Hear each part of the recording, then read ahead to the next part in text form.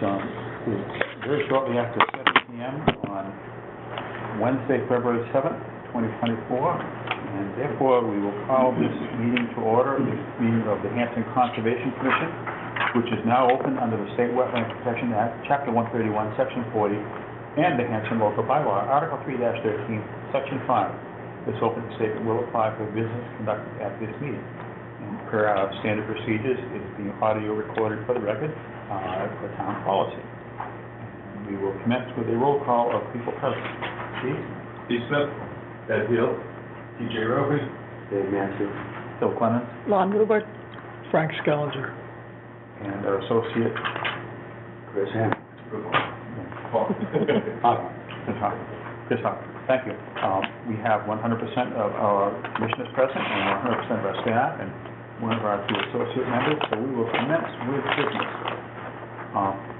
On the agenda, it shows there is a 7 p.m. New hearing for notice of intent for a certain property in Hampton.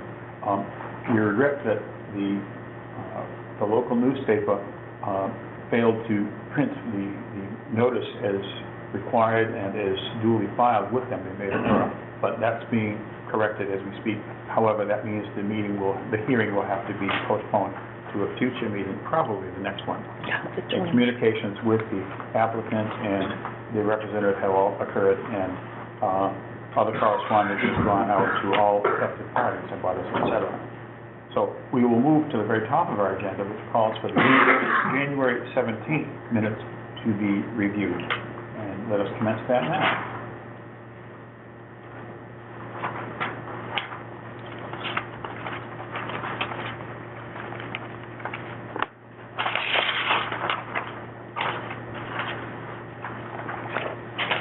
It was primarily some discussions with regard to the town report and upcoming town meeting articles and some basic business. So the chair awaits the proposed motion.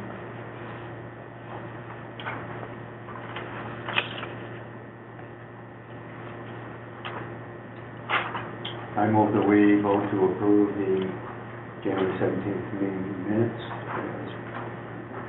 Second. Moved and seconded to approve the January 17th minutes. Further discussion? Hearing none. All in favor, please say aye. Aye. Opposed? Abstaining, that would be myself. I was not present. Mr. Heel, were you also not present for the January 17th meeting? So, What was it? You weren't here for this meeting. No. so it seems like there would be a 3-0-2 vote to approve. Does that sound correct to the commission? The minutes stand accepted. The next item on our agenda that has a time sensitivity to it is the 7:15 notice of intent hearing. And since it's approximately 10 minutes before that, let's proceed with other items that are before us. There's no appointments per se, but we are going to discuss two requests for certificates of compliance. The first one being for Cranberry Cove and that project as shown on our agenda. I would invite comments regarding that request to be made by our agent, Dr. Skellinger, the Cranberry Cove request. The work that was proposed in that order of conditions is all done. I think it was done pretty well, and it looks very good. There's still work to be done down there, but they'll have to come in with a different application to expand the stormwater management. So the project as defined by their application is complete. I've also viewed it, probably more casually viewed it, but it does look as if it has been well completed. Other thoughts, comments? Is this the landscaping they came in for last year? Yeah, this is making the beach half grass and making the basin bigger, putting a berm at the end of the parking lot. Looks good. Looks very, a lot of good comments on it, all the functions. Yeah, it seems that at least a significant portion of bad stormwater behavior is now being headed off, but that does not yet substitute for a more full evaluation. But the project as applied for is complete, and that's what we're hearing from our agent. So this requires a vote and signature. So the chair would entertain a vote to approve and issue a certificate of compliance for Cranberry Cove.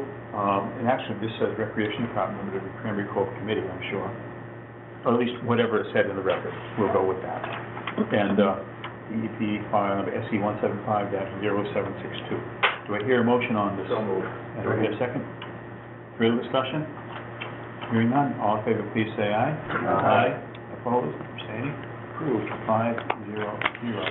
And yes, there is a document right here to that effect. And this is the name that was on the application, right? Roger, yeah. What I mean is the name of the commission at that time. Frank. 294 County Road, the one that's for sale. Yeah. That's coming up next.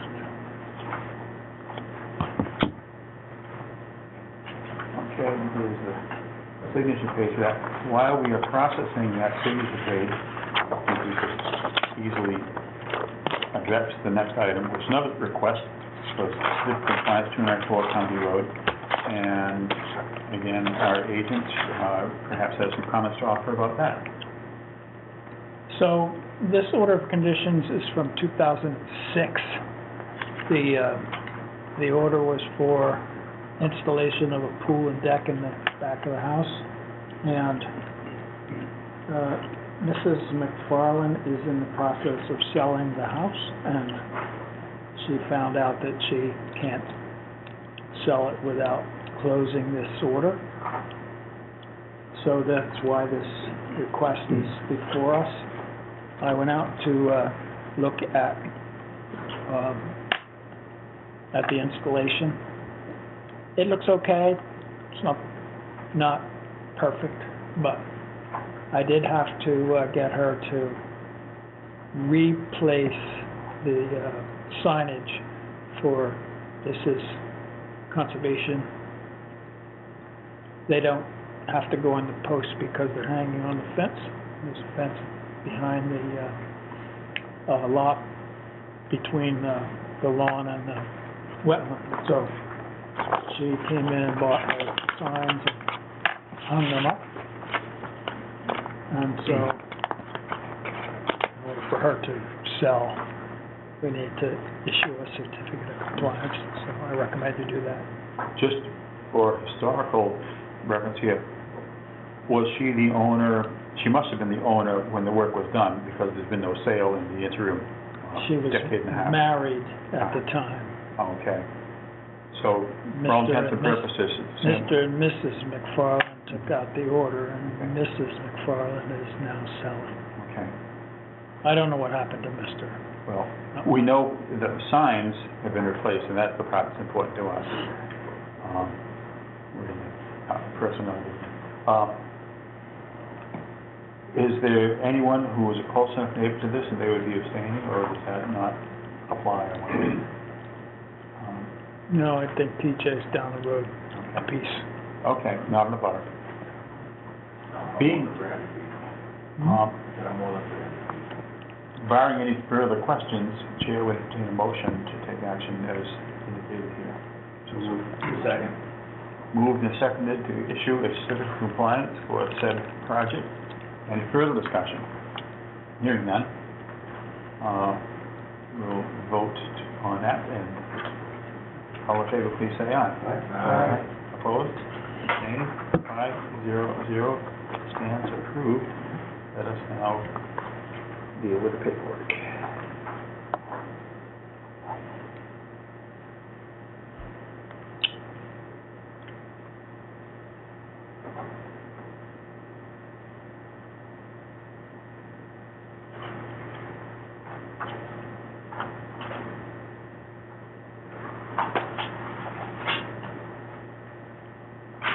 Question for staff here.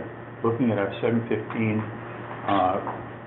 action item, is there reason to expect or not expect the applicant or any representatives to be here? Or do we have enough information to act on it in their absence? What do you think? Because I don't see any applicants here yet for that. And they have made no contact about whether they would be here tonight or not. We did receive their certified abutters list, the green card copies. It just says included, please find copy of the abutters list. Okay, well, in very short order, we will open the hearing. Yep. And then we'll see what else might to be done.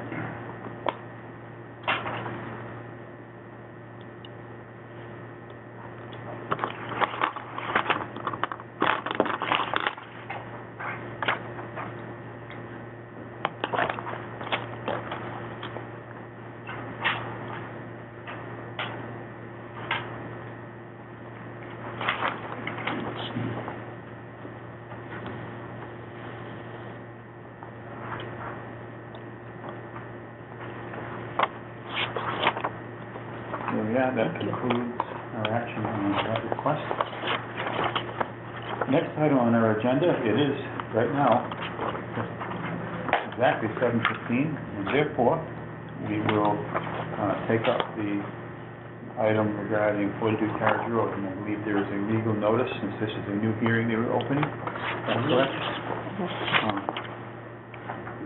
Oh, wait a minute, yeah, I do it. Okay, our clerk will read the legal notice for this hearing. Hanson Conservation Commission will hold a public hearing on Wednesday, February 7th, 2024, at 7:15 at the Hanson Town Hall, Selectmen's Meeting Room, 542 Liberty Street, Hanson, Mass. Pursuant to a notice of intent for Nolan Brown, Crossland Project, a proposal to repair existing crushed pump pipe, installing fencing and to provide wetlands plantings to mitigate cleared and filled wetland area on the property located within 100 feet of bordering vegetated wetlands, 42 Carriage Road, map 112, lot 25 for Nolan Brown, 42 Carriage Road, Hanson, Mass. 301. The applicant is found in the Massachusetts Wetland Protection Act, Mass General Law, Chapter 131, Section 40, Town of Hanson Wetland Protection Bylaw, 313, Section 5, and rules and regulations. Hanson Conservation Commission, Bill Cummins, Chairman. Thank you, Mr. Mansfield. This hearing is now open. We see our applicant is all present. Good evening. Hi. And pick up my son from sports. it's all right. Life does demand all these things, we understand. But we're right on schedule here, and I believe there is close at hand to all of us the documentation that's associated with this project. And I would invite either our agent or the applicant to summarize what is before us for the record. You can see what's here, but we'll just follow our normal process. Not sure which person would want to speak, perhaps our applicant. I put together the notice of intent with the Scavenger. I was unsure about exactly how to summarize what we had spoken about the last time we met and agreed upon what we were going to do. I know that we did agree upon putting a berm up the north side of the property to ensure that the water would then filter toward, or move towards the swale instead of onto the neighboring properties with the carriage. I believe that my wife and I put that in the summary. What we didn't know how to exactly address in the summary was putting monies towards the resource area further up from our property. I didn't know exactly how to write that. I believe my wife wrote a little brief something about that. But to also put the wetland vegetation plantings all around to build up the swale to, as it should be, with wetland planting. And to basically everything that we spoke about at the last meeting, And Dr. Kellogg was nice enough to meet with us and assist us with the NOI. I don't necessarily know how this even goes. I have the number from the Department of Environmental Protection. I have, I guess we already did this one. Sure, that number's been Everything issued, else from which is the good. abutters and everything. I don't really know what else to say. Okay, We're willing to move forward with any work that's approved today. As soon as the spring season starts, we can do site, build the berm and do everything that is necessary to everything else before that. But obviously, I think we need to wait in order for the wetland plantings to happen until the 2015. I'm open for any questions or Okay. comments or anything that's kind of new to me, like I said. sure. Well, it's, been a lot of work, and we appreciate you doing that. We also appreciate our staff stepping in and assisting the public and getting the right things done. Yes, thank you. Frank, comments about the project itself and our process going forward. I know myself and the staff have discussed informally how to proceed with the details that Mr. Brown mentioned, the additional, shall we say, compensation for the environmental impacts that have occurred. So just to reiterate, the proposal that we discussed when we talked about the RDA last time was that, as you can see from the plan, there would be a number of plantings around the perimeter of the lot to the east and north. Those plantings basically take the form of mitigation for the use of the 50-foot buffer. We discussed that the pipe would stay and that it would be ended well back from the edge of the property line, and that there would be basically a pool at the end of it that would collect the rainwater before it was released into the what is essentially a swale going behind the other houses on Carriage Road. We talked about tilting up the berm on the north side to ensure that the water that runs off this lot would run to that pool, if you want to call it a pool, so that it didn't sheet off into the neighbor's property. And all of that, I think, was pretty much agreed to. The only remaining issue was how to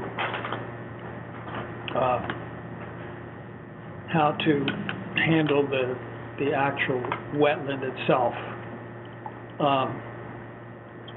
When Phil and I talked this afternoon, I opined that despite the fact that the Outback Engineering person, whose name I forget, Greg, despite the fact that he outlined where he thought the wetland might be, it's not at all clear that there was much of an extensive wetland there.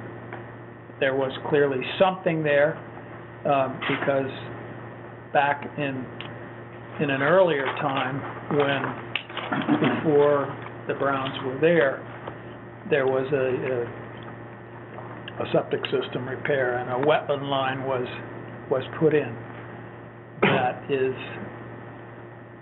approximately just off-site to the east. But as far as the extent of the wetland within the lot itself, it's not very clear from what Mr. Drake did. So I'm inclined to suggest that you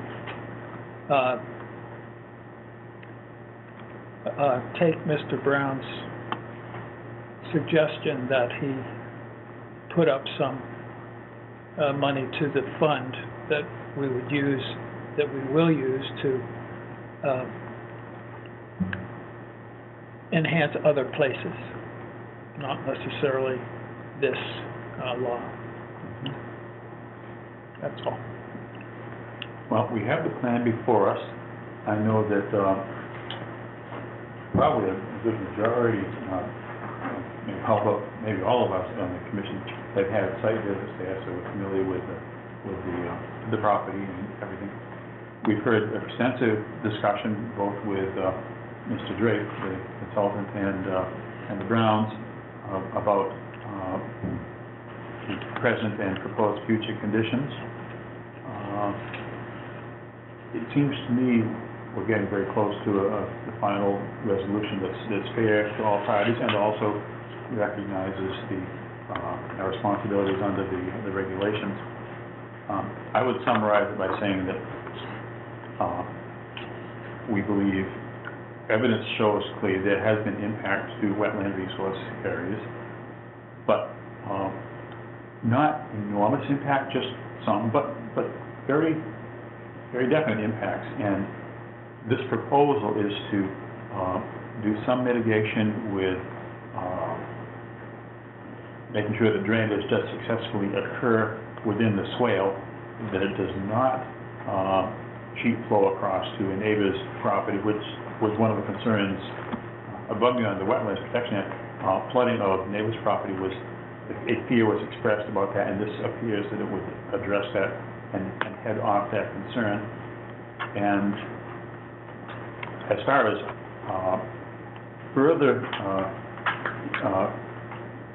enhancement to replace wetlands off-site, the Indian Head Brook watershed is something where we have a number of different things going on, conservation properties for the most part, where there would be, I would suggest to the Commission, ample opportunity to take whatever the funds are that are being proposed to be donated here and effectively use those to enhance the watershed overall, whether it be far upstream of Smitty's Bog or somewhere in between, such as the car property on Brook Street, or who knows where. We have not made a decision yet, but to have the option of taking this compensation and putting it to an environmental good use, environmental project, to the chair at least, it makes sense.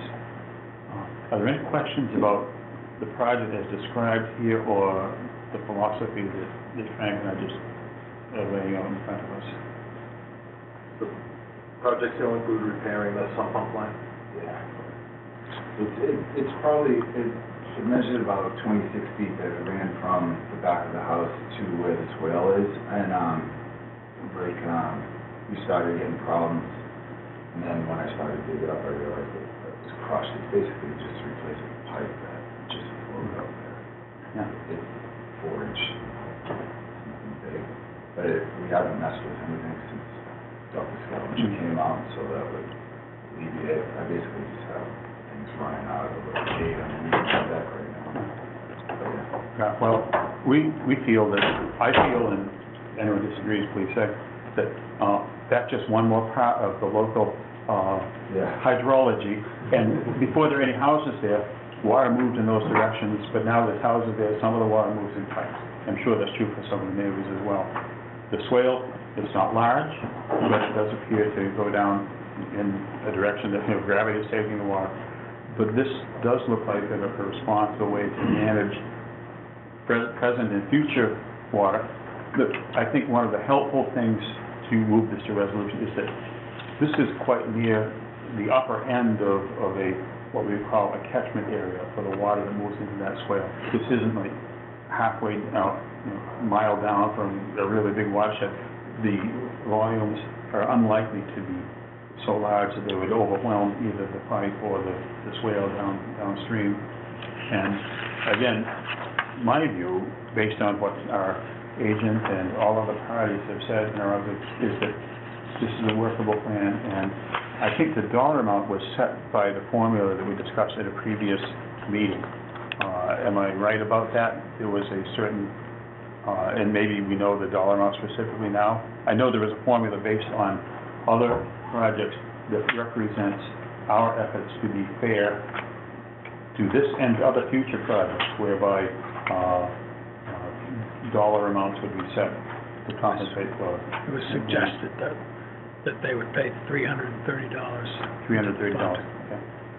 Well, that might provide some inadequate cedars or do some other things that are part of our ongoing environmental work in the watershed. There would be a couple of specific things that we do on this side of the table, and that perhaps should begin with a motion to issue a variance to work within the 50-foot buffer zone to carry out the project as presented here. So we hear such a motion. Motion seconded. Second. Further discussion? Hearing none, take the vote. All in favor, please say aye. Aye. Opposed? Abstained? 500. That variance is approved. And unless there's anything else, we'll move to the closure of this by having a motion to close the hearing and approve the project, subject to special conditions, which our agent will clarify. Do I hear such a motion? So moved. Second. Any further discussion? Any parties, anyone in the room? Hearing no further discussion, we'll move to the vote. All in favor, please say aye. Aye. Opposed? Abstained? 500. Hearing is closed, project is approved. The steps described, both on paper and verbally, will occur, and with the applicant will be, certainly can be in touch with the office as needed, and we will sign the papers. How's that? Thank you. Okay. We appreciate your perseverance to do the right thing, and I think this will be both an improvement and frankly also a cautionary tale. If anyone has been either misled by a realtor or just is unaware of what could come about from our record is clear, we hope. But we also look forward to you being able to make good use of the property and also remove the neighbor's concern. So, hearing is closed, paperwork is being signed, and again, please communicate with the office about, or vice versa, about what the actual action steps will be moving forward to check, et cetera. Okay. So I should be in contact with Yeah, there's, exactly, planning, Franklin Lawn. and then everything else started, and then as far as the work's complete, someone comes out and reviews. I'm sure we'll do that, because every project we keep an eye on, especially the ones that have little bells and whistles attached. And may the project gods be with us all, right? Appreciate your Thank you attention. very much. Yeah, thank you. Thank you, good luck. Folks have been very cooperative, and we appreciate that.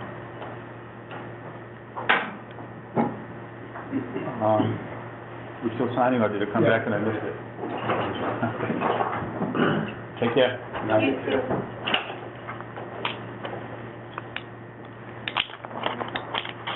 So we've accomplished that hearing. Next on our agenda, there's a request and some other things, so let's just keep working our way right down from the top. National Grid Electric Service Proposal, 368 Indian Hip Street, Old Pump House. Some formalities have been worked out, or at least proposed back by National Grid to our inquiries, right, Frank? We have wiring and apparently a transformer up in the air that we've always wanted to not be there. Frank, tell us how the discussion has gone. I contacted National Grid with a request that they take down their equipment and leave the poles. We want the poles to use for birdhouses. And after grinding my way through their bureaucracy, I found someone who could help me, and he did agree that he would come out or someone would come out and take a look. And so we went out and we looked at it, and I explained to them that they needed to take down the wires and the cans from these 3 poles that go into the property and leave the wires going to the properties on the lake, Right. okay? So last week or so, I got a proposal from them for a work order that said, you need to sign our work order and pay us $8,500. And so I emailed back and said, I'd be happy if you'd explain to me why we should pay for you to take down your own equipment. And also, the work order had said they would take down the poles, including the pole that was serving the 2 houses. You would think, whoa. So I also said, you probably don't want to take down pole number 7 because you've got 2 customers who will be pretty unhappy. And then the person that I was dealing with, a man named Dan Milligan, sent back an email and said, okay, we're considering this work order and I'll get back to you. So I have not heard back yet, but I put that $8,500 onto the spending plan just in case we have to pay for this. I'm hoping that we can convince them that they should be taking down their own equipment without us paying for it. I also mentioned that we don't know what's in those cans. There are 4 cans, 3 on one pole and 1 further on down. They've been up there a long time. And they are probably filled with oil, but it's also possible that they're filled with something else. And we don't want the liability for those, so we definitely don't want them to stay up there. But on the other hand, they belong to them, not us. So take them away, is my attitude. And so we're still in the process of negotiation. My comment is that I was as surprised as Frank to have the discussion move from, we're saying, these poles and transformers and wires of yours, please leave the poles because they're useful, but please take away the transformer cans and wires, assuming they were the property of National Grid. I guess it must be under consideration whether they really are or are not National Grid property, but we sure as heck don't want them. They are probably not National Grid property. It could very well be that when this was privately owned by the previous owner, they installed power to the pump house, which is now no longer there, that required these things. And I can't speak to how it would have been at the time. In current circumstances, if there is a pole on your property, it is yours. You are responsible for it. so, but the discussion has gone through the right channels, and it seems like we're awaiting their move as to how to respond to what you said to them, right, Frank? Yeah. Not only what TJ said, but these poles and equipment have gone through several power companies since Also valid. since they were put up. The poles are actually identified as BECO poles, Boston Edison Company. So Boston Edison, and then however the other national. And they're long gone. Yeah. The person, Dan Milligan, his communication has said that the poles would be taken down by telecom. Now, I assume that's not National Grid. So National Grid would bring in a crew to take down the hardware, and then they would send in telecom to take down the poles. Should that be desired, which it is not. National Grid doesn't actually do much themselves besides emergencies. Just about everything is left out.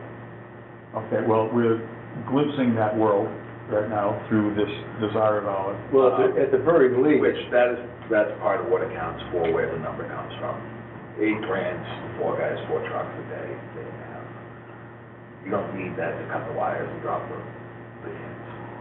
So I would say, Dropping the poles isn't undertaking a work scale, so if they remove that from the work order, we should see a significant savings. so I think the right way to characterize this, Frank, is that it's still in negotiation, both what will be done, by whom, and at what cost, if any.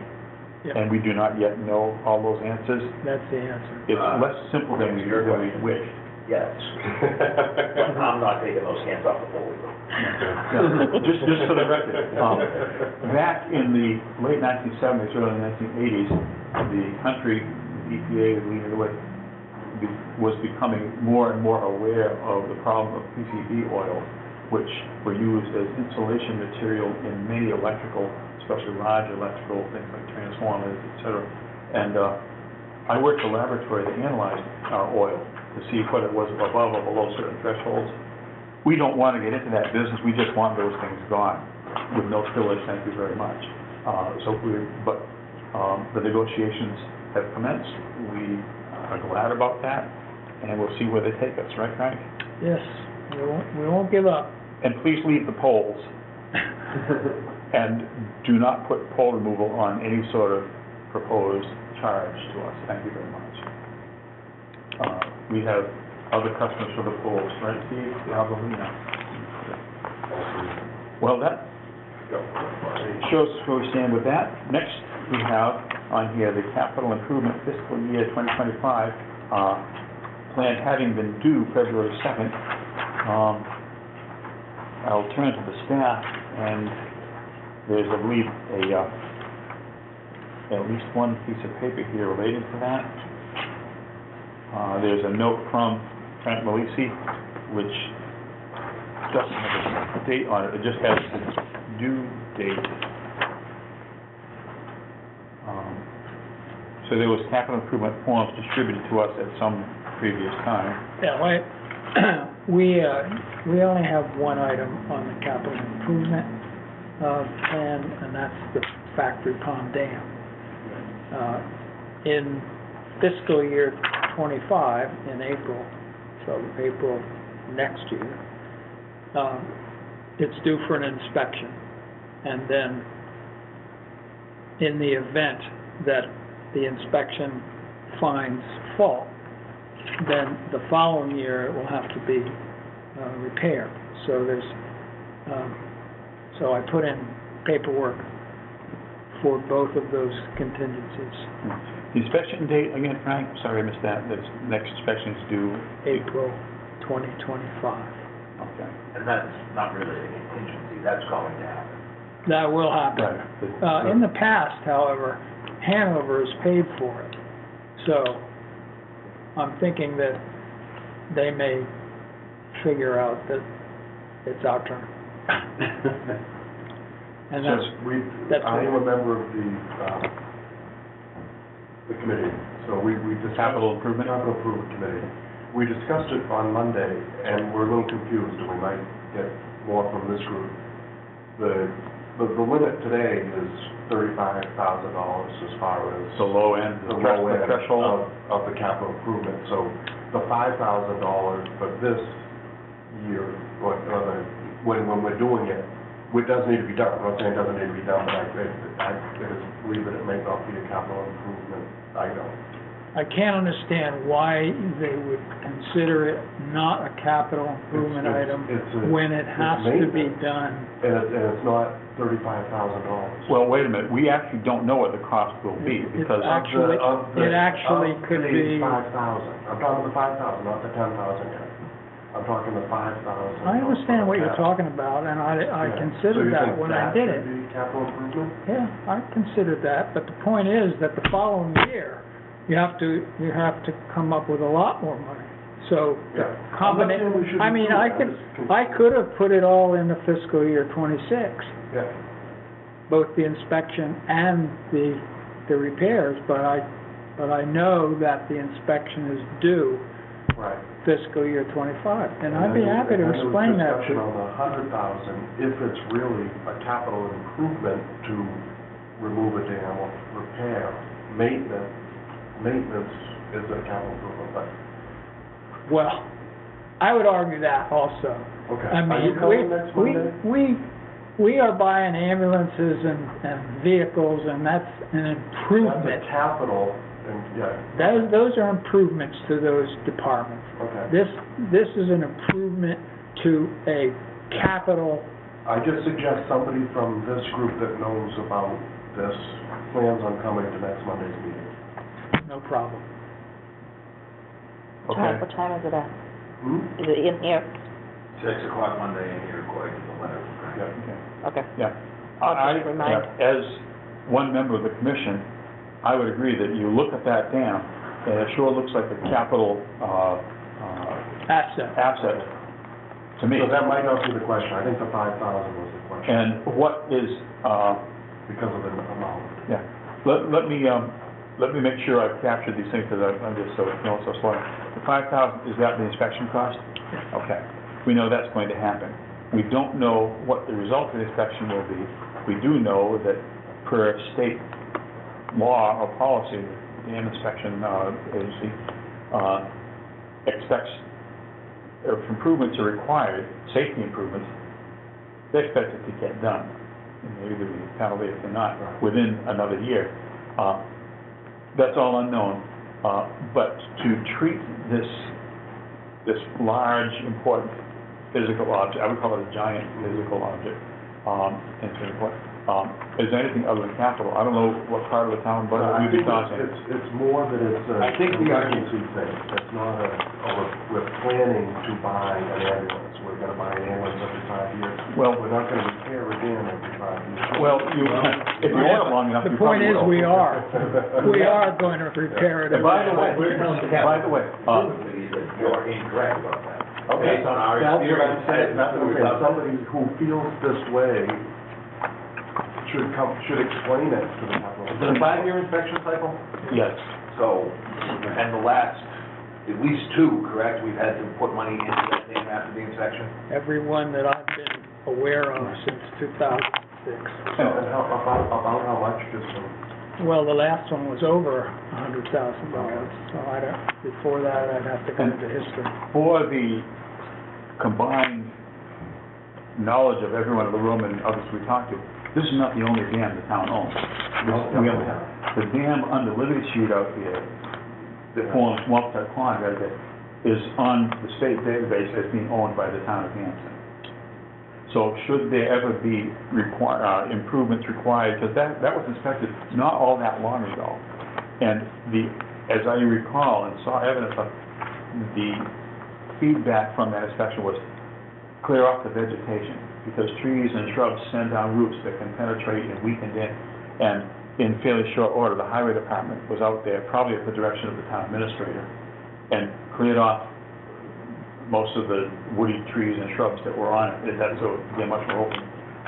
So dam ownership is something that the town just needs to realize it has. And whether it's half of one up on the town line or a whole one here, but let the meeting go forward and let. I mean, let's give another example. I mean, the Thomas Mill Committee put in a capital improvement request for a whole bunch of improvements to the Thomas Mill. Mhm. That's an asset that the town owns. That's a capital asset. So improvements to that demand money So through I the think- capital improvement process. I think there's an argument that needs to be made to the capital improvement committee as a whole, and not its token unofficial representative about the large funding sum for presumed repairs in fiscal 2026. I think what the capital improvement committee is telling us is that the $5,000 for the inspection is not a capital item, and we missed the vote for April, so I guess we're gonna be looking at, we would have to look at a warrant article for October. Okay. And if the capital improvement committee, say we have $200,000 to deal with, are we gonna put $100,000 to this dam and $100,000 to something else? You know what I mean? Are we gonna set aside money for something we don't know if we're gonna need? Yes, you are. Otherwise, you're gonna own it when it happens. Oh, like, we own it when it happens, no matter what. But from the capital improvement committee's point of view, they have a pie to divvy up. They can turn around and say, we're not giving you this money, you need to put in your own warrant article, or have the select board, whoever would actually be responsible, put in their own. We're simply Warrant trying article to for that. provide part of the answer should it be needed in terms of process. All So we can do is provide the information. We can't make, No, but we're offering, the capital improvement committee is probably not making everybody happy in a year. They haven't yet in the years that I've been in town. well, all I know is that the facts regarding the dam are now accurately and honestly being shared, and next Monday night, they can be shared further to whatever effect the capital improvement committee sees fit. But that's the only thing that this commission is party to, and so that's all we can do. And what I'm saying is basically, that 5,000 is gonna get spent. We're gonna do the test. And if it needs to get fixed, it's gonna get fixed. It just doesn't belong in the capital improvement, on the capital improvement matrix is the question. Or does it get kicked to a warrant article? Maybe we need a dam matrix for this and the other dams that we own. Doesn't have an, N at the end? No, absolutely not. Every town meeting I've been to, there have been items that have come in as capital requests on the matrix that don't get funded. Okay. So we're doing our part to provide the information and provide planning Oh, well, nothing that resources. shouldn't be on the matrix, but I think as far as if we I- need funding No, more I don't. from capital improvement. Unofficially, I don't anticipate that the capital improvement $100,000 to sit on the having to do this. Mhm. I think TJ's TJ's giving a good summary, but I think all we can do is be aware of what the facts are and plan to share them further, as we just planned to do. So let's do that. Next item here is the State Ethics Commission conflict of ethics. It should be conflict of interest. Interest? Interest Ethics. training, which is due today, and today doesn't end till midnight. So if anyone hasn't finished doing it, they have a few hours to do that. Just a reminder. It's online training, and there was an email, at least I saw, with a link to it. Yeah, now, this time it gets recorded automatically. Yeah, sounds like it doesn't do it, it'll go through, The- they'll let you know if you didn't do So it. it's the same training that you probably already did. Yeah. It might be simpler, in fact, because I've You're required heard, to do it every other year, but you have to log in every year, and it registers you as having, like, being within your 2 years. So the people that have registered and didn't have to retake it because we've already done it. No, I get it, I redid it. You did it this is I retraining, did not have to redo it. This is- I logged Neither in. did I. folks, as I understand, this is retraining the light version, so-called, and all online and not hard to do, so let's strive to either do it or catch up very, very soon. Do you know when we've taken it? Do you have a way of? It'll show it when you log on. There'll be like a profile, and it'll show you when When we you log do. on. Yes. You You'll show know it that to- we've show it. taken it. No, but we've taken it. Oh, no, town clerk doesn't handle that anymore because it's done by the state. They'll know when you take it. Because we, like, I think, They send the the state three of us police out have if you don't really take taken it. it. Well, you can They dump- send the state police out if you don't take it. My advice is to go online, do what it says, No, I'm and if saying there's, we did it. We've done that. I'll send you the link again, and then you can log on. I did. okay, well, let me finish So my you're statement, okay. because, Anything to do. No, I Then did you're all that. set. I even download a PDF and say, I'll read this, yeah. or here, Yeah. I think some of us are already way ahead of the state law. So next Some of- February, We're gonna you do and I it. are gonna have to sit through it, and Dave's gonna have to click And this. then you just laugh at us. I just did it. My suggestion is Yeah, that you'll whatever get it. you've already done, or whatever we're about to do, if there is a page or two or something that represents documentation of what you're doing or done, print it out and keep it, that's just a suggestion from me. It'll let you know. It will let you know. I'm pretty sure if you don't do it by this If due we date. don't do it. There's gotta be a reason You'll for the keep due date. getting prods in the butt until we all do it. Yep. I think at least the three of us, I'm not sure about Steve, but the three of us have done it. I'm not sure about. I'm good, you know, maybe do it tonight. Okay. All good? We thank you very much for your Yeah. attention to that, and we'll move along. Somebody needs to check in with Miss Salonga. Yeah, how is she? Oh, she got the email too. Okay, but And the paperwork. following up of such email is important to do. Okay, Maybe a call, I don't know what it will take. okay. I don't know her work schedule, what time Okay. zone she's in at the moment. Okay. But she's not exempt from this either. She literally might be I'll on the remind other her. coast. I'm into that and the MAC. She wants to go. Okay, great. Next item, the MAC Environmental Conference, March 2nd. Lon is the master of arrangement ceremonies on this, and I think you've communicated with everyone on the table about that. Yep, they're filling out their paperwork. Everyone here is gonna go?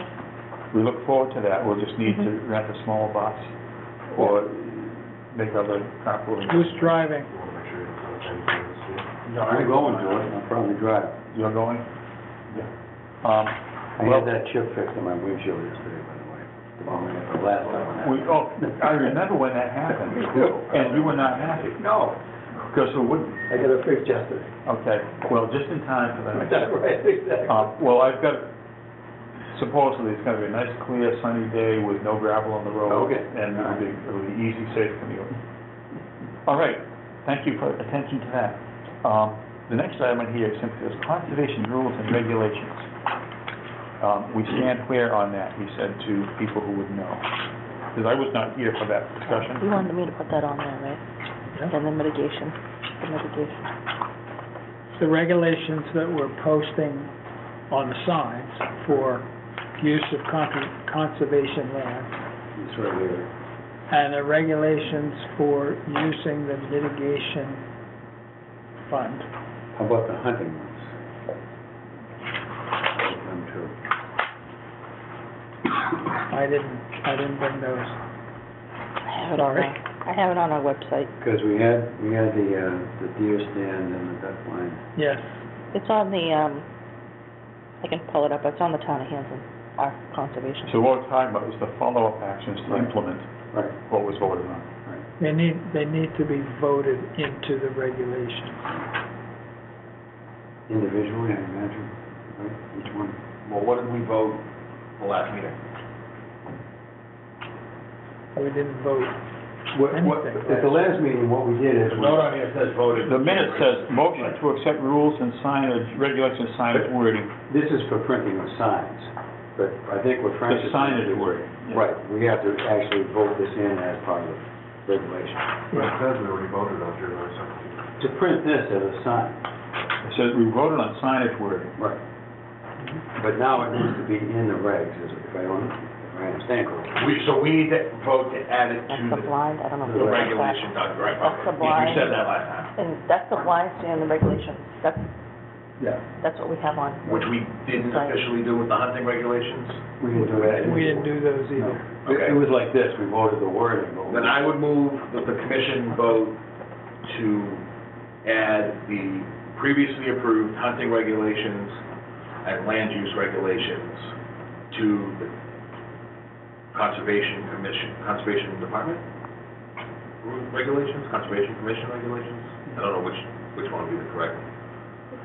Either might work. Department is what they call us. As authorized by Town Bylaw 313, Section 10. You got that? You spoke clearly, I'm sure it's on the, So does your motion include the mitigation escrow fund regulations as You want to do well? them both at once? They're two separate, or should we do that they're separately? two separate agenda items. Vote them all at once. Oh, all right. I would okay. say, let's make that two items. Okay. There is a motion been made, and I believe seconded, faintly, but actually honestly seconded, to basically formalize those regulations in the proper manner. Even though I wasn't here for every point of discussion, what's been proposed, I believe is reasonable, and the motion, I think, is in order. And unless there's further discussion, looking around, we'll move to the vote. All in favor, please say aye. Aye. Opposed, abstaining, 5-0-0. We wish to implement those. We already have these signs. Yes, Well, yeah. Time is stood still. Yeah. We're too broke to back to 11 o'clock. Yeah. Okay. Charlie did set it last night, so it was right for about a minute. So the mitigation revolving fund use is the next thing on the agenda. I will ask our staff to articulate the question of a, or needed action revolving around this, revolving around. Well, in order to use a revolving fund, it needs to be part of the regulations describing how you use it. So, you should have that write-up in your package somewhere. Oh, okay. The black and white page.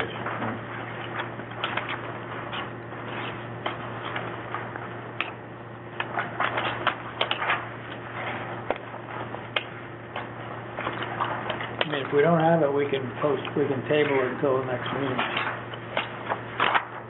I don't think we have some. The mitigation? I have it. I think I printed them out. Okay, then we'll have to table it. Okay. Okay, and by the way, I am seeing a very clear, Yeah, I don't have one-page print out for that. summary, which is probably, as you said, the signage. So we need a Yeah, print out for we have those mitigation. signs, we already have those. Okay, I'm catching up with you, and thank you very much for that. Okay. So we'll deal with that in the near future. Is that it? Oh, what is this here? This is that? Maybe you guys do have it. I don't have it. Here, no. No, that's the electric service proposal. No, we'll just table it until next time, I don't have so. Okay. Yeah, I don't think I have that. I'll have to copy Well, it. now you do. Okay, I'll copy it for next time. Yeah. Okay, thank you very much, Okay. staff, for that, yeah, very much so. Okay. Property management updates. The commission is all ears for whatever updates may be at hand. I see there, oh, that's a controversy. I met with, well, I don't know how many people know it, but somebody back in one of our signs up at Bonnie Hill, just up on the PSA parking lot, took out the sign. I think it was the same pickup truck that dropped the sofa off on the road in there. Good news is the sign was so sturdy that it didn't break the sign, it just broke the post. So, anyway, and they did shatter the taillight, so it was kind of, so I'll fix that. On larger news, I met with Chris today, a couple of weeks ago and today, and with the P1 committee today, about using the old firehouse, which Chris has cleaned up the shop area, for the construction of the kiosks. The carpenter's going to pre-cut them and partially assemble them, and then bring them to the individual sites that have to be installed, and install and complete the assembly at the time. I think I told Phil about this. Your original quote that we used for a budget number came to somewhere around $28,000. That was based on the Appalachian Mountain Club's blueprint, which was a Cadillac 10-foot wide kiosk. Some structures that we didn't quite do. So I met with the carpenter several times, went over the blueprints, and we decided that we revised some of the structural elements of them, and we're able to reduce the cost, which is significant. So instead of a $28,000 budget number, we're in the $20,000 range. Good. I made a small adjustment to it also. Instead of 7 full-size kiosks, I'm going to do 5 full-size ones and 3 half-size ones. Can you make a wooden clock? And a wooden clock. Moving right along. The half-size ones would be for Rocky Run, Shorten Drive, and the foot of the stairs at Bonnie Hill. Ah, okay. Because we don't need it. You don't need a giant one. Right. The large ones would be 2 for Sleeper, 1 for Smitty's, 1 for Old Pine,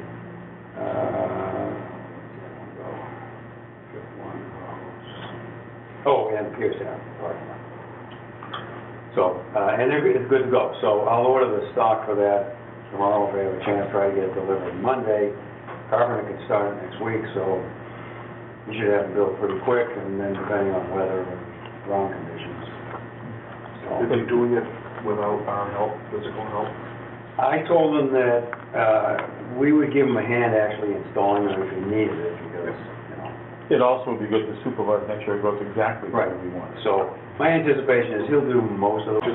Just let us, Yeah. know if we need it. I didn't think that was, well, no, not for us. Oh. I'm gonna try to, Chris has got a spot cleaned out in the shop up there that you can work inside. Weather's bad, there's space in front of the shop, and for a foot space, that they can drop the lumber.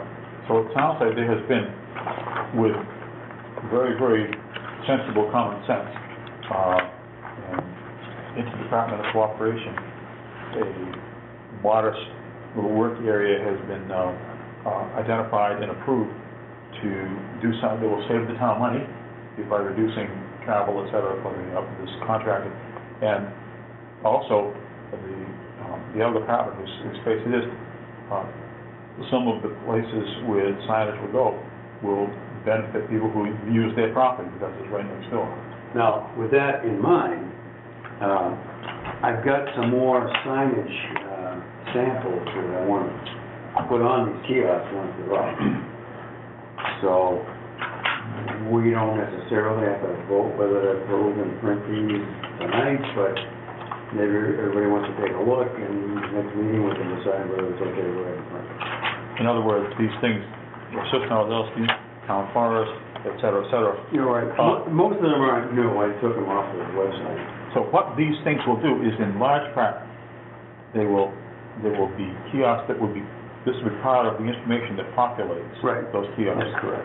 And you walk up to a place, and I know I've done this many times, if you see a big sign, you go and you read it, and the more it tells you, the more you'll be able to enjoy the area properly, Right. and everybody wins. That's the plan. Now, another piece of good news, after talking to Webster about getting the regulations printed, I based my estimates on the cost on the steel sign, like the other ones that we have.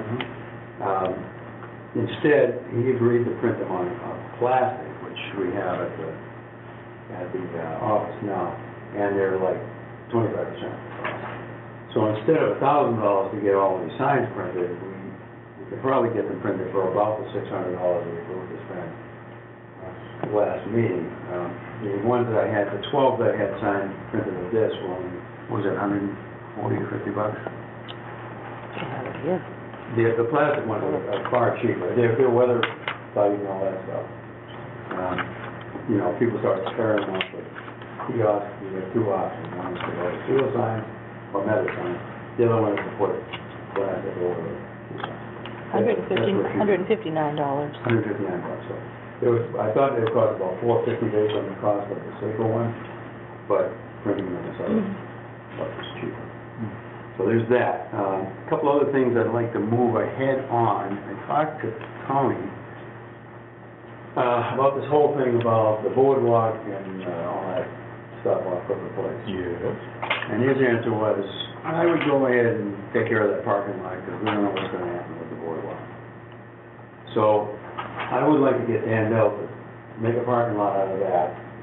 And we had money in the budget to do minor repair work on Smith Ozelsky, Fort Meadow, basically most of the other parking lots. I was going to have Dan, if he was interested in doing that. It'd be small stuff. I don't know if he wants to do it or not. So, Paul, I don't think like. Just a little regrading. No parking lot? Yeah. Okay. So, Just to kind of clean them up. Yeah. I follow with the Palmetto and Smith Mountain. Where is the first one that you're talking about? Crooker Place, we need to actually turn that into a. Yeah, what that is, That isn't a parking. that is identified on the Bay Circuit trail maps Right. as having parking available. And yeah, you can squeeze a couple of vehicles in there, but it's not inviting. And what we are lacking there, and what this will all address is, if someone sees from a map or a GPS road, oh, you can park there. You go down there, they know they're in the right place, it's okay to park there, and here's information on what you'll find and what you can enjoy. And whether it's you or a neighbor who maybe doesn't know what that's going on, or a police officer gets called, all the information is right there. It answers any question that might come up. it's good. So we have a quote from Dan, actually, to do it. He had exactly how much it was, I think it was 5,600, does that sound right? Don't you remember the size Oh, the Crooked Place one? Crooked Place parking lot? Well, on Dan's quote, I actually might have it here, he actually states the size. I thought it was more like 65. It might have been, I have it somewhere, if I can just find it. Here it is here. So,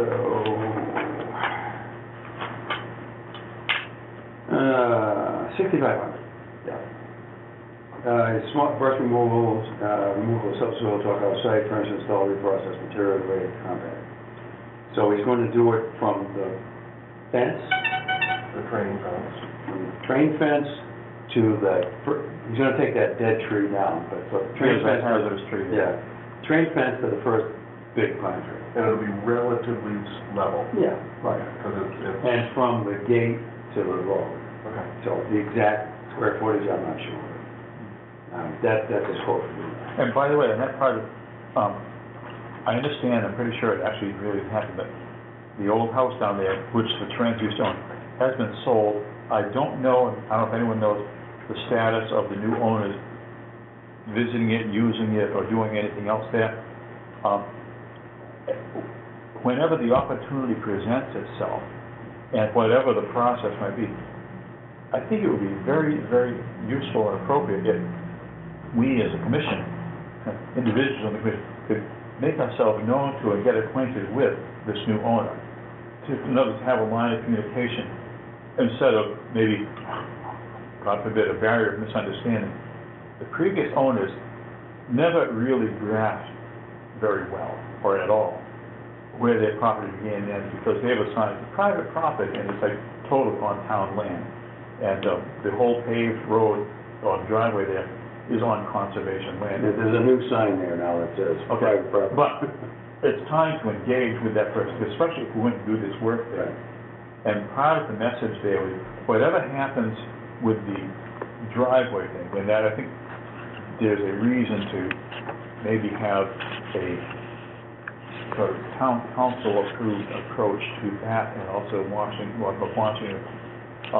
that's a whole category of legalities that I don't want to get into right here, but if we upgrade and define and sort of borders and everything, put the information up there, it basically will inform the visiting public, this is where you park, don't be further down the road, and this is where you go, this is what you find.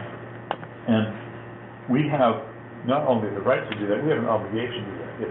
It's public property that was purchased with the idea of people visiting it. But it will encourage, I think, good visitor behavior and understanding of the neighborhood. And what more could anyone reasonably expect? But I don't know the person's name. I used to slightly know the term. I think it would be nice to somehow get acquainted with this close neighbor. Well, I'm out there every week, and I keep looking to see if there's anybody there. Okay. I haven't seen anyone. So with our diplomat hats on, let's watch for opportunities. Yeah, right. So there's two other items. One of them is the ongoing project at Smith Nowazowski, which Ed and Chris and I have started on, redoing those trails. We started rerouting them.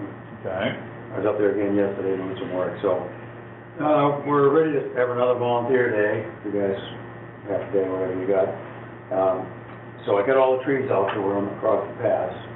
And now what we need to do is we put the switchback in. We need to grade that and put some logs in there so it doesn't wash out. And then we need to put a couple of very short log bridges at that first cutoff we made. One of them go across that ditch, and there's another wet area. Well, it still has an area that goes across. Yeah, but those aren't a big deal. They're like a little 6-foot log bridge. So that's the next step, is to go down and finish that section out, and then head over to that next section we started going through. There was Well, we marked it. yeah, there was more involved going through the pucker course there. So that's the next phases of that project. So far, not a lot of money involved in it, but. By the way, I think this is an excellent time to tackle something like that, because when there's low areas with some wetness involved and so on. This year, this past 12 months or so, has been so wet that this is sort of a worst-case scenario of what you would need a bog bridge for, or 2 or 3 or 4, whatever. Rather than underestimating, finding you still have a wet, muddy path, it seems like it's just a really prudent time to do. So there's two other issues, I don't want to take up too much time, but there's two other issues. One of them is, with that in mind, Poor Meadow was a swampy mess, I mean, it was trails, so I counted, added up about 200 lineal feet of trail that's being rerouted by the locals, which basically can't walk through, it's so mucky. People making new trails around it, so the trail's getting wider, and detours are in there. Now, you and I talked about, do we really want to put 25 more bog bridges in there? And I don't have an answer to that. No. To make it walkable the way it is right now, without rerouting anything, we need somewhere between 20 and 25 bog bridges. Do they need to be full-size? Bog They bridges? need to be 10 foot, I'm thinking somewhere around 8 to 10 foot bog bridges. I'm not proposing that we do it, I'm just saying, that's what we need to do to make it walkable the way it is now. Now, Phil brought up something last year about, we could close it and it's wet, because when it dries out, you don't need all those bog bridges. But it's a problem.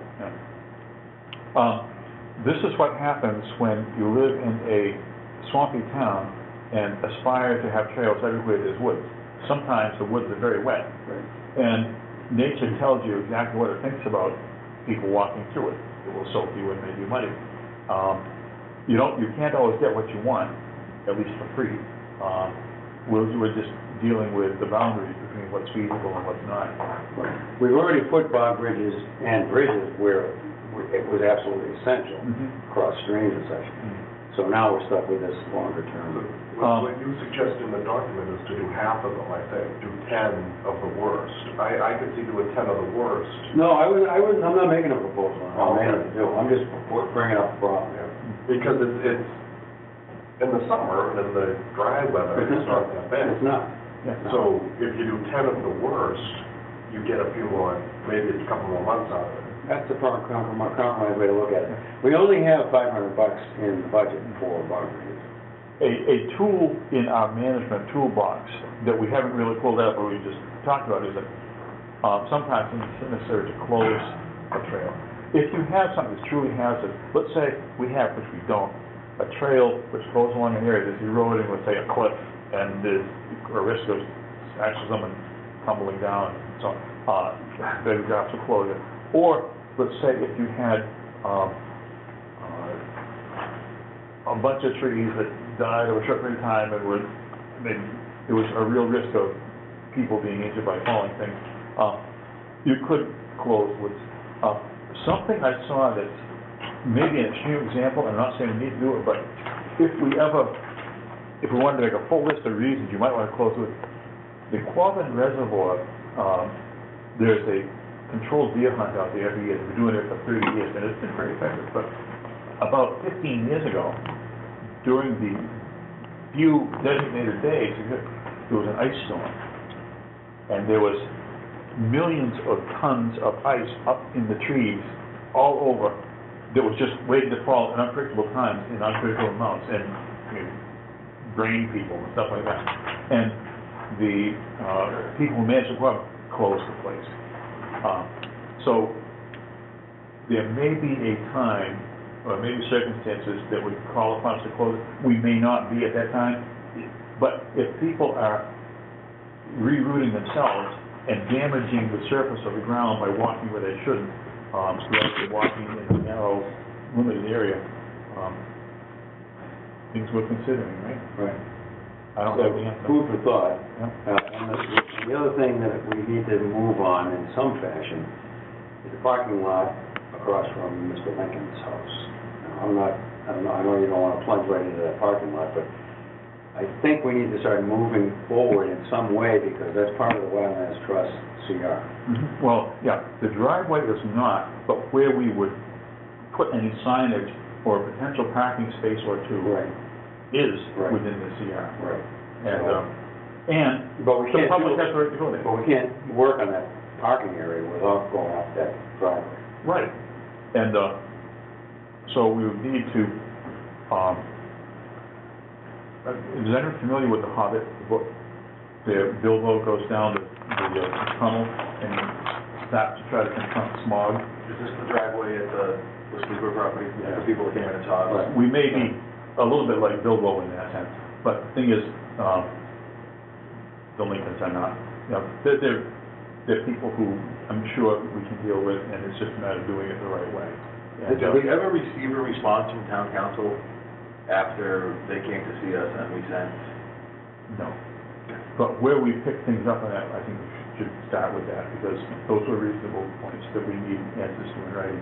But that, and also the place down at Crooked Place, properties where homeowners have been, I'll say, enjoying for quite some time, a road, even especially a paved road, or roadway, or driveway, that is not land that is not theirs.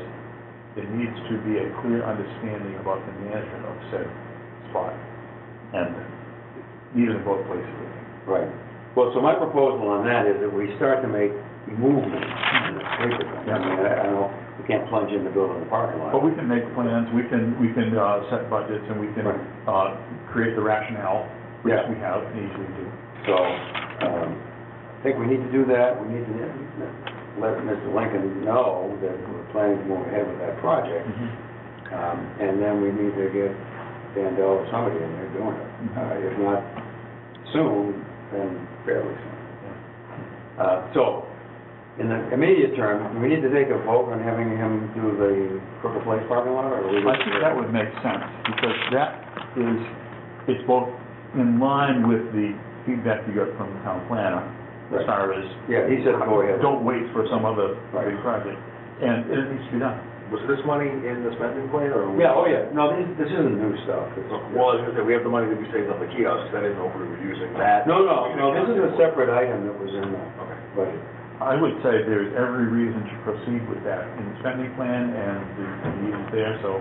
So I'd like to, I don't know if we have two separate things, but I'd like to do that, and also, I figured roughly 2 days for Vandell to work on these parking lots as needed. Let's set it one at a time. All right. Let's say the creation, for the first time ever, of a quality parking area at Crooked Place, as defined by your plans. So, I move that we vote to accept Vandell's proposal for the parking lot creation at Crooked Place. Right. That is a good We have a motion. quote that's $6,500. Tangentially related, but not officially part of the motion, would we like to ask the office to send a letter to the abutter informing them that we are starting work there? Not yet. It might be, if there's an opportunity to have a face-to-face chat instead of a letter, or maybe a face-to-face chat followed up by a letter, I would say, Well, do we want to just start working on it, or do we want to let them know we're going to work on it? I would say, I'm not trying to start a fight about property lines or anything, just a simple notification, as an abutter, the Conservation Commission of the town is starting a project on the abutting. I don't think that's going to be a problem at Crooked Place. having thought about that for now 45 seconds, I think that does make sense, even though it's not part of your motion, it sets the parameters of the discussion. But that doesn't have the same freight that the Lincoln situation. No. Right, well, we're not going there. Right. I mean, that's already a parking lot, people already use it. There's been a motion by, We're fighting at a different apple at the moment. Mr. Rupp has made a motion to proceed with the budgeted project, parking lot at Crooked Place. Did I get a second? Second. Further discussion on just that, the parking lot at Crooked Place. Hearing none, all in favor, please say aye. Aye. Opposed? Abstaining? 500. May that proceed, and may weather and other conditions be favorable. As far as the letter goes,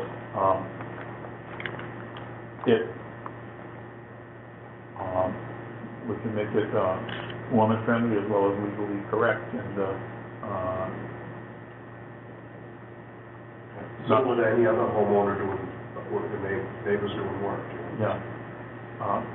So let's do that. I don't know who wants to take a crack at drafting it, but I think that if, once we draft it and have a few people look it over, it can go. But it may be that after communication with Vandell, we even have an idea of schedule, or at least intended schedule. Yeah, I'll get a hold of him. Right, but just a courtesy to the person Yeah, trying to oh, create also, the relationship. I was thinking, once this parking lot is created, that would give, I think, a pretty convenient place for town plow to turn around. The town plow's perfect place, because all the way to the track is a town road.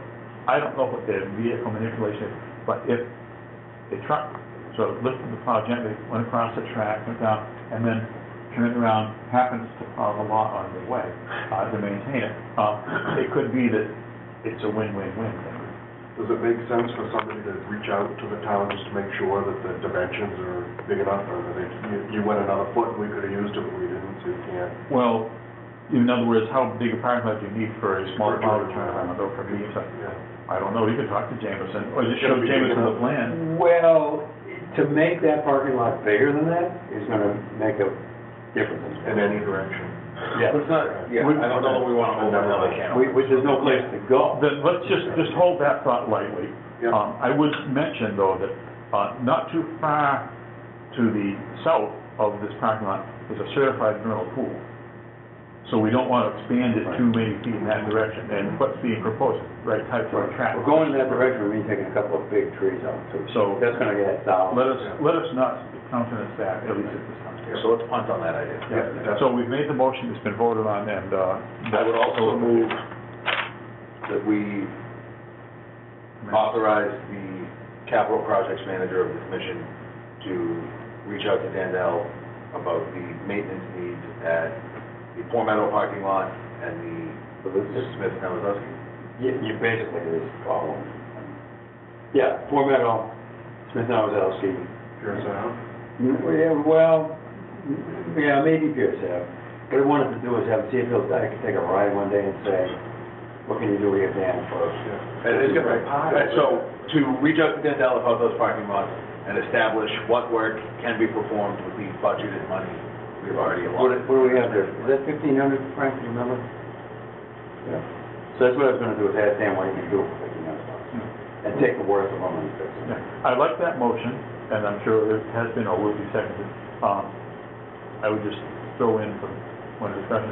I wondered if any of this said improvement or maintenance could make use of a certain pile of extra grindings that are existing up to the highway department. Or maybe there would not be use for such. Oh, I don't know. I can have James up, Dan Bill can go in there and take it. What is that supposed to be used for? Well, I asked Jameson because it looked like they were using it in a number of different places because they could, because they had it. And I said, do you have destinations in mind for all these grindings? And he casually indicated that he did, but it was a pretty vague indication. So that's why I wouldn't be embarrassed to just ask about the other thing. Well, that is probably a wise and economical decision, with the motion on the table. Yes, the motion is on the table to do what the motion said. Ask Dan Bill to take a look and see what he can do for $1,500. In a slightly more formal wording. Yeah, I'm sure it's recorded and Lon can. So we'll keep it in the budget and do what we can within the budget. None of them are so bad you can't use them. And this represents us responsibly using the budget we have Right. for the benefit of the public. Who seconded that? You did second, yeah, I did second. Moving to the motion, all in favor, please say aye. Aye. Opposed, abstaining, 500. So that project is commenced. The next item here is open space acquisition. I have some information. There was a thought raised about whether we need to go into executive session for anything like this. I don't think we do, but there are two things to mention to the commission. One is that a project that, believe it or not, first came before the commission something like 20 years ago, which involved the 45 acres of then light control, now Hubble property, south of the railroad track. It was, for a period of time, and this is before I was on the commission, but I'm just aware of it, it was offered to the town for nothing. The town, for some reason, chose to not accept it, so it's continued to be Hubble property. Fast forward to the year 2024. Over the last couple of years, this 45-acre piece, which is probably about 2/3 upland, 1/3 actual swamp, plus of course the buffer zone around the swamp. With cooperation of a previous town planner, Doug Petty, we had that appraised at the town's expense, and that parcel, that was appraised at $117,500. It has no road frontage, and it is enormous amounts of wetland, and the access just isn't there. It's landlocked. And that's what a professional independent appraiser came up with. Consequently, not long after that, we sent a feeler letter to Hubble proposing, or seeking their thoughts about if the town were to offer to buy that, we thought that would be a reasonable price, because it was a professionally appraised price. Never got a written response.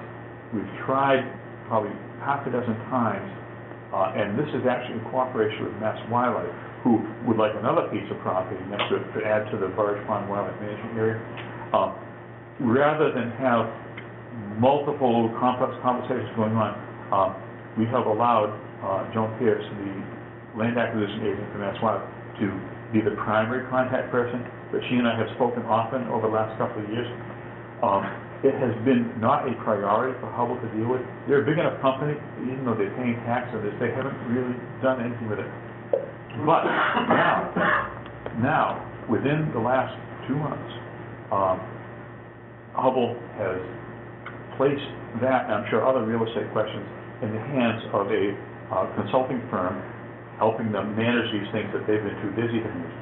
And that management firm has a point person discussing with Joan Pierce and myself, saying that he very much is inclined to recommend to Hubble they accept our offer. Now, him recommending to Hubble they accept an offer that was made a while ago, but has been renewed, is not the same as it happening. But that's where we stand. This all of a sudden appears to be gaining life. We're reinflating the big inflatable on the lawn as though the project could become real. And it is an appropriate time for the commission to know that discussions are in place. That property of 45 acres, if we were to seriously think about buying it, and there's been nothing in writing except our proposal letter from about 2 years ago, it would fill in a gap, which is a gap of land between two sections of the Bay Circuit Trail. Right now, it tiptoes across land privately owned by Hubble without any agreement or permission. That's why on the Bay Circuit map that shows dotted line, it's a gap. We would like to close that gap for the benefit of all users of the Bay Circuit Trail. It would also increase the size of the Indian Crossway Conservation Area from 5 acres to add 45 to 50 acres, and it would allow us to consider doing some really terrific habitat management or at least enjoyment. Because the power lines that used to go through there are gone. They were removed like 4 years ago by National Grid. It's just a terrific area. It goes around the house that we just were discussing, but it would be, I think, a very, very worthwhile project for land acquisition. If you're looking for reasons to acquire it, as they say, it checks all the boxes. So we've discussed this parcel borderline ad nauseam. What's our funding strategy with this offer? That's what we need to discuss. There's several things. $117,500 probably is not the only cost that would be there. We would need to, I'm sure, clarify title or pursue that through Hubble. We would need to be sure of the boundaries, probably some surveying stuff like that. It might come in between 125, 130. That's not out of the realm of possibility to be completely covered by community preservation funds. I wouldn't present it to community preservation just like that, though. I would say the Fields Pond Foundation, who has been in touch with a couple times over the years, would be very interested in pitching on that. That could be somewhere between $10,000 or $20,000 right there. Another thing that could be considered, but it would add upfront effort and cost and add time to it, is if we applied to the Division of Conservation Services for another land grant. Difficulty with that is you have to have an approved open space and recreation plan. And ours expires. And ours expires in 2 months. and we have to rewrite it, get it approved, and the approval will take anywhere from 6 to 8 months. Then you have to apply for the grant, so you'll be applying probably in the spring of 2025, and they don't give answers on whether who gets the grant money until the fall. So that would be a year and a half at best, maybe a year and 3/4, before you knew if you even got the money. I am thinking perhaps the CPC route, the community preservation route, plus Fields Pond, and by talking to the Wilderness Trust, we can shake the tree a few more times, see if there's any other modest grant sources to reduce the ask of community preservation. So my feeling is that, because we ought to, by all means, renew the town's open space and recreation plan, but we can't do that by snapping our fingers. Couple related things to that.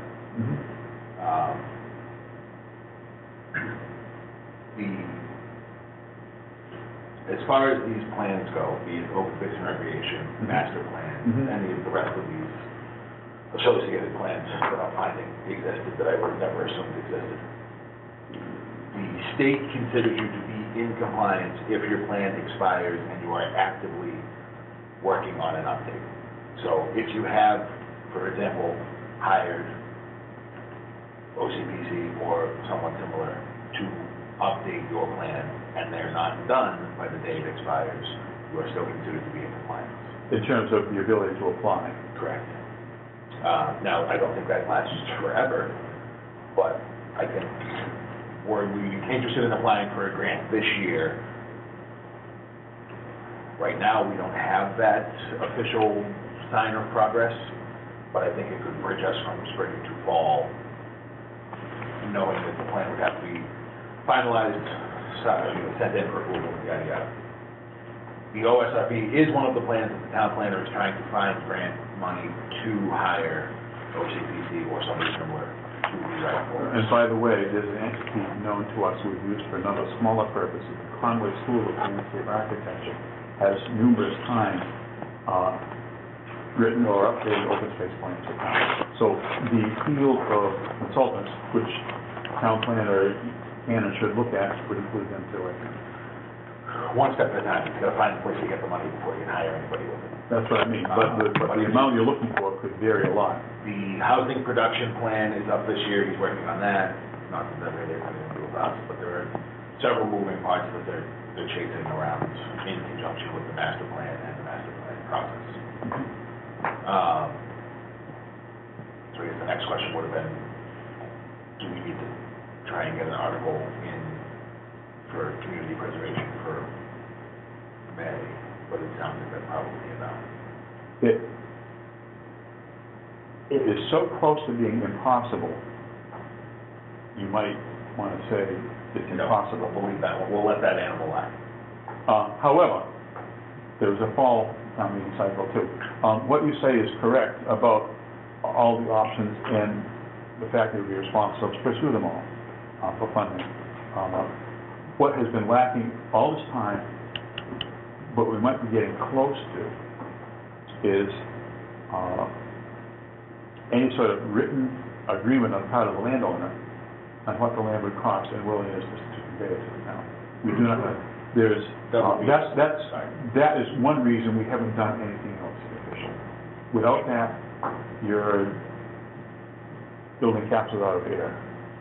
So they won't go back to the old offer. What do you mean? Free? No, probably not. We do not know. We do not know. That corporation is large enough, they consider many things that us small town folks might not be aware of. They have legal departments that tell them the value of donations in terms of their annual. I mean, Hubble's $1 billion with a lead company. They're paying Hanson every year, they don't even know this. It's been like one little dripping faucet over the other. But we don't know, but our ears are open to every possibility, and there's more reason now to listen to the word. I mean, they've been paying taxes, and they're gonna continue to pay taxes unless they sell it. So I wouldn't propose we do anything official tonight, but that's more worthwhile, as you say, it's an ad nauseam, not a teaser. The nauseam is turning into potential reality. So That's an update. Okay. Now we have invoices. A couple other things before we get to the invoices. Oh, regarding, Frank, is this your proposed article for the land donation? So we need to try and get that moved forward for May. We need to consider it and vote it. okay, I didn't see it on the agenda. Okay, so, well, yeah. I don't think mine makes. We added it, what's the deadline for launch? Okay, let me try to find, okay, I've been handed a copy.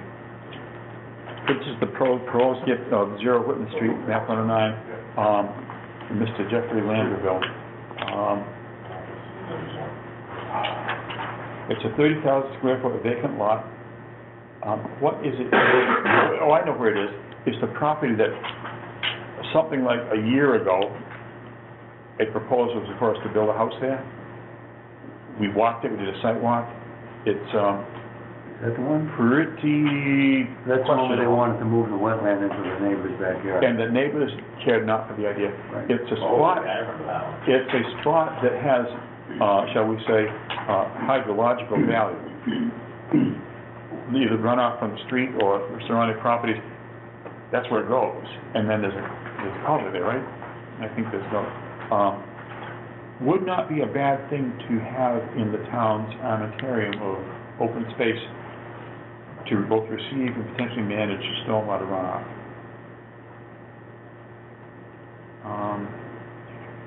This is related to that. The town administrator wanted an email and presented like 6 steps to follow. And this is just back up, but us doing an action on this tonight would be helpful. It's a placeholder. A placeholder, yeah. So folks, I mean, you have to assume that Jeffrey will follow through from his end, because he has to come up with an instrument that will give the town the land. so the opportunity before us, guys, is to take an action that would create a placeholder, doesn't obligate anyone to do anything, but it creates an option that could very well become useful. I would move that we vote to send the placeholder article to the select board for placing on the warrant, and also encourage Frank to work with Lisa on the steps included in our land. The memo of February 2nd. Memo, yeah. Okay, and this property is Assessors Map 109, Lot 7B. That motion is accepted if it gets seconded. Second. Seconded by several. Further discussion? Hearing none. All in favor, please say aye. Aye. Opposed? Same, 5-0. I do have one other thing, it actually relates to property management, and I meant to bring it up, but then many other things get discussed. Several of us have observed, and Dave, you've seen this clearly, that the Bonnie Hill Trail, the portion of it that's in the southern part of the hospital property, has been and continues to get damaged by vehicles trespassing on it. Either people who are just joyriding, or at least one older folks who just want to look around and see what was there without any idea of boundaries or anything. We want to encourage the town to stop this from happening. And what I propose is, the way to do something we've wanted to do for a long time is send a memo from the Conservation Commission to the Board of Selectmen that isn't just a memo, it has a photo in it, with a photo of how we fixed the access problem down the foot of the hill over the water tower, and urging the selectmen to ASAP install similar barriers at the 2 other access points, one being the stone walls on High Street, in other words, and the other spot being behind the food pantry. Install similar things to halt the damage to this, to our new trail and to the property in general. Ruts and dumping of illegal trash, those things are happening all the time. And a simple memo to encourage how to fix it quickly is what we... This was discussed at last night's meeting. not the barrier, but the issue that just recently happened. And we have a fix. It would, and it's something that would, Simple fix. yeah, it would be simple and quick. It isn't gorgeous, but it would be a fix. Yeah. And everything within the fix could be relocated somewhere else sometime future for other needs. And if it matches what we did as far as materials, it doesn't look as bad. And They it's- did it 3 different ways, and Yeah, it's easily understood, easily installed. We've done it before, here's a picture of it. yeah. Would someone like to make a motion to send such a memo? I want to clarify before we send it. Sure. We've had this conversation previously. Yes. Did we ever send something previously? We didn't send anything in writing. We did not send anything in writing. The excuses are weak and numerous, but what matters is what we do right now. But it's the same principle. Then I move that we send a memo to the town administrator and the select board referencing the recent damage to a conservation managed property and encouraging the town to take steps similar to those we have already taken to minimize access to the property See photo below. and include the attached photos as discussed. I accept that motion if it comes to a second. Any further discussion? Hearing none, all in favor, please say aye. Aye. Opposed, abstaining, 5-0. This follows through on a long-desired step, and the time is now. And Dave has some good photos he was showing me that should be part of that, and we'll maybe, unless you want more help from anyone else, you two could No, I could just- put that together very You might easily. already have one, I'll send them again.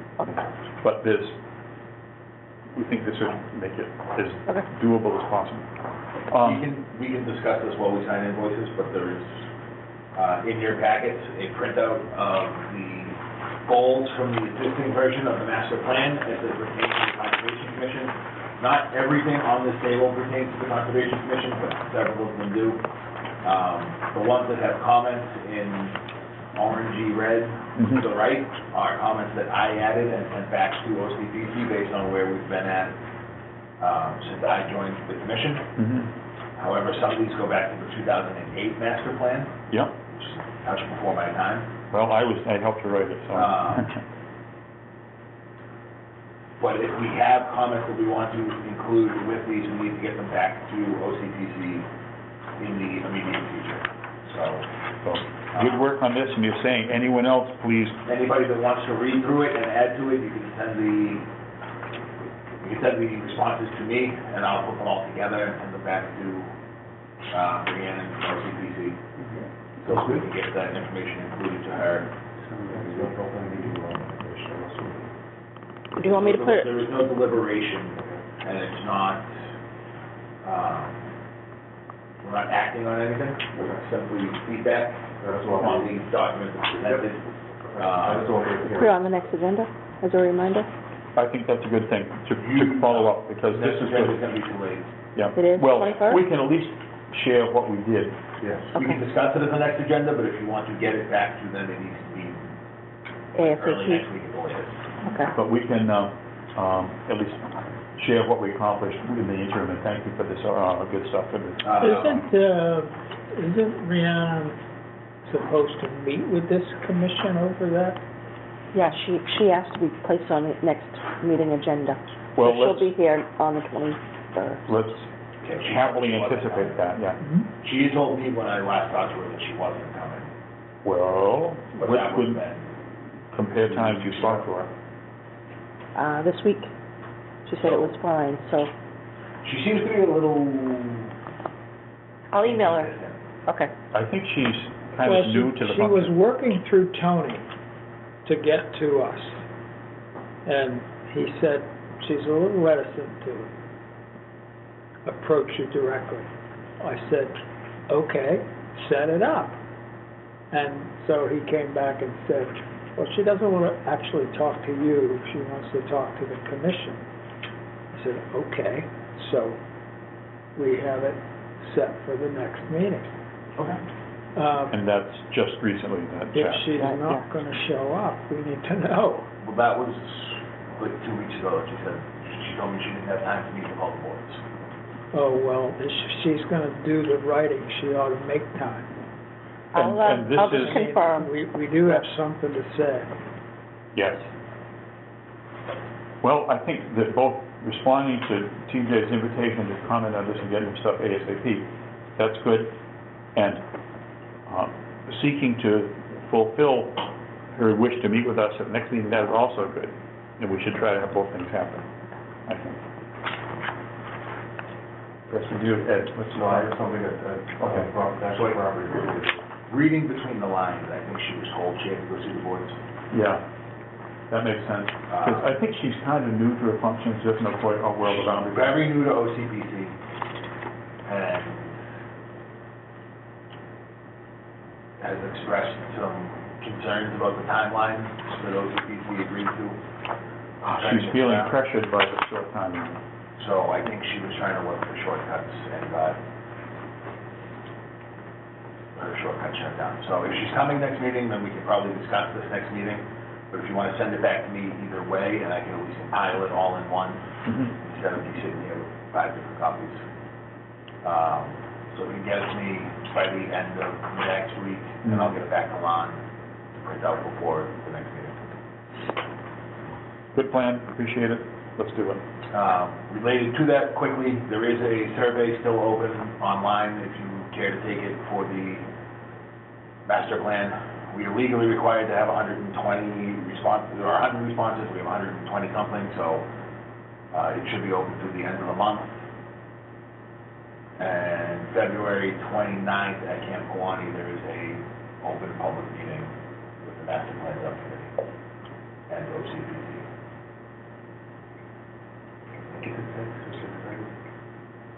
Did you say February 20th? 29th. February 29th, Thursday night at Camp Kawani. It's a open public session with maybe the entire planning board, but definitely the members that are on the master plan committee and Steering. and the representatives from OCPC. Good start, thank you. Ed, you had something else? I just didn't know the thing I mentioned about on the executive session, is that something that we're going to discuss? In other words, another piece of property? Yes. I don't know that we need to, but I think it might be a good precaution, and we might end up not utilizing it, if we put on our next meeting, the potential for an executive session to discuss property in Okay. more detail. And, or just an executive session, Okay, not going into detail. There's other things that I did mention tonight that are developing, and it would be sensible for us to all be equally informed. okay, I'll put it on. We never answered the question about what we're gonna do about Lincoln and Williams Hill there. It was a question about legal, right? I think we need to Refresh. I think we need to hear back from, my opinion is that we need to hear back from town council on the status of that easement and the legal foundation upon which the Lincoln's assertions stand. Yeah, we put together, as I recall, a set of questions that we posed to town council. And I do not believe we received an answer. Perhaps, if we're gonna executive session next time anyway, we should pull the records of when the Lincolns came in. I think that would be a sensible thing to include. It's a topic with many angles to it, and it relates to other topics in other ways. Okay, so, That would address it. Are we ready for invoices? Yes. Oh, no, I think I've covered everything I had thought of, and I think everyone else has contributed. I just wanna remind everybody, take a look at this stuff, because, Lon, would you put this on the next meeting to vote on using these signs? Yeah. Wow, guys, sorry. There's really nothing new, it's just, I got it all off the website. Anyway, take a look, I'd like to vote on it next time we get the signs made. Didn't we have a trail map of Long Meadow? It's there, that's why I didn't put it on. That's why I brought it up. And it's on all trails and stuff, right? I believe it is, but it's in the parking.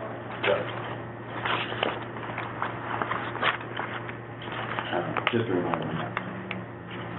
All right. Okay, so here we go with the, We're not gonna get three more. And, depending on the weather, when's your next Friday off at? I'm past my back already. I think that's not this one, Yeah. Paul. Like, when we started. You want a tentative plan for a week from Maybe, Friday? to maybe look at- you, but I passed it back that direction. Yeah, that work for you? I think so, yep. Let me see what I can, yeah, if it's not gonna work out. Where are we gonna be? Since I was out there, just keep working on that. We gotta keep chipping away at it. I don't think I have it. Maybe Dave's got it. Okay. TV's max thing. Is what? his map, his form. Yeah. Looks like that. Oh, no, I do have it. I Got it. apologize. Did I ever sign my own again? No, but I would This was, the Express. check carefully. This is, you'll see there's no price for these are the. So this is the shape map of form, that yeah. today, yeah. All right, here we go, sorry. Someone said, just hit the wall. Yeah, you may want to quality control things that are not down already. No, the first one was the Express. Yeah, this is fine. This is for subscription to Mass Wildlife. Okay, so maybe we're safe for that one.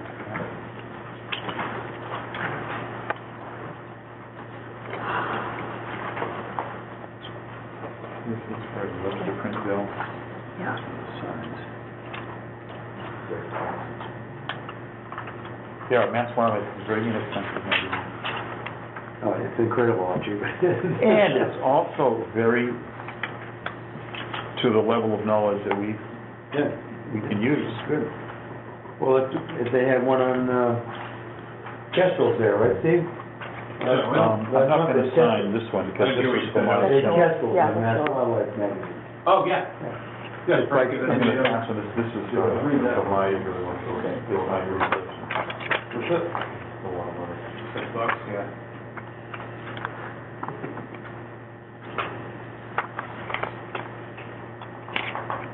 There's two bird boxes in the town forest that need to be put up. They're lying beside a trail, just waiting to go up. I'll put them on my list. Are they new or they? Monday, No, they're not new, they're just lying there. all the ones I have are going up Monday. The Kestrel box is up already. Good. Well, you'll see them. That was a fun time of the last. When you walk in from the, Yeah, power lines are wobbly when you're 20 feet up on a ladder. you walk into the ball field parking lot and you go, there's a split there. Yep. One of them's right there, and that's right in the split. Hold on, wait, so when you're going down the trail, it's at the split on the right, you said? You walk triangle, right? You walk right down there, and Bay Circuit Trail goes straight, and there's another trail that goes off to the left. Yeah. It's right there. Oh, it's right, that's right, the floor. It's on the floor. If you keep going the Bay Circuit Trail, where all that wood is all cut up by the side, all the trees are all cut up, where the skateboard park is, that's where the- Okay. can't miss them. They're big ones. And they're good enough to be installed? Yeah, it looks like it. It looks like they're sound. There's also two up at, Barney Hill. You want to skip this? They're big? No, the one at Barney Hill Trail is small. There's one in my garage. The two at Town Forest, they're good size. They're probably, 18 inches tall.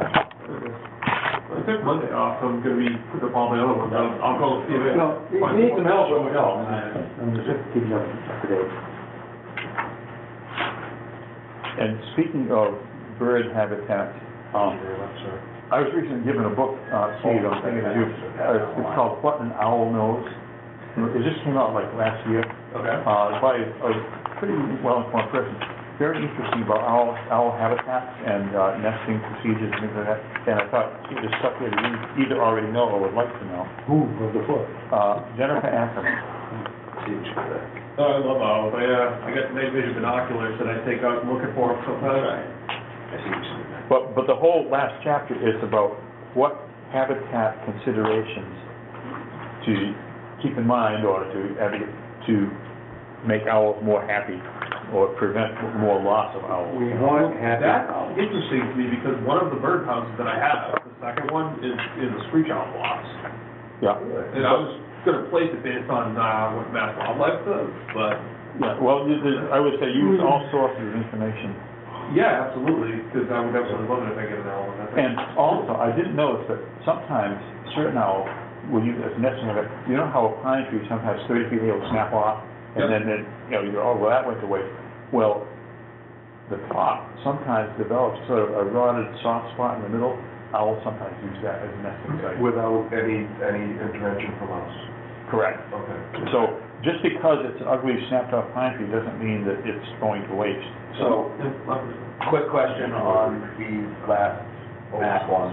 Yes. It's not a reimbursement to us, so we can still sign it, right? Because the check's just gonna go to MAC? The check will go, Like if it's my registration, but it's not a reimbursement to me. you don't have to sign it if you don't want. But I think that's correct. That's my understanding. Mine's actually a reimbursement. Yours is a reimbursement, that's fine, it's going to If Max you for your see a fund. name specifically listed on a document under it, go along with, like CJ, no, I don't know. I think it's. I'll sign it, like this. Steve, No. do eagles fish? I'm sorry, what's that? Do eagles fish? Yeah, absolutely. I think I saw one this morning. There's a bald eagle that lives on West Lake of Monpont that hits all of the ponds around this area. I actually saw him go over my house one time. I saw him pick a fish out of West Monpont this morning. Oh, Really? Big bird. He's a, West Monpont? really? Yeah, that's where he lives. He's a You know big the bird. light on the far side? So you saw him swoop and hit. That is hit the water and took off. That's a sight to see. Yeah, So, question, did it go straight down or did it skim across? came in like this, Bald eagle. picked the fish up. took Yeah, there's only two things that would do that, it's an osprey and a bald eagle. Yeah. Osprey is a straight down dive and an eagle comes out at an angle. Ospreys will almost disappear under the water. Oh, they do, they'll go 6 feet into the water. They're Um, crazy. A friend of mine saw an osprey lock into a striped bass once, and in Duxbury Bay, and the bass was big enough that for a while it was a question, who's gonna win? But finally, the osprey got it so the fish's tail was out of the water. He lost all his superpower of the fish. And I go, good sighting, Frank. I bet you wished you had a video of it. You bet. Well, Wait, you gotta wait It for was quick too. I mean, if I'd have had to been ready. yeah, in a blind, waiting for hours and hours. Boom, and he was The, gone. time being 9:01 PM, I would move to adjourn. Yeah, we have signed all the invoices. We have a motion to adjourn, Second. and it's been seconded. All in favor, please say aye. Aye. Opposed? Well, you can't. You can oppose. Well, but you won't win. Yeah, 9:01, stand adjourned. You'd be very-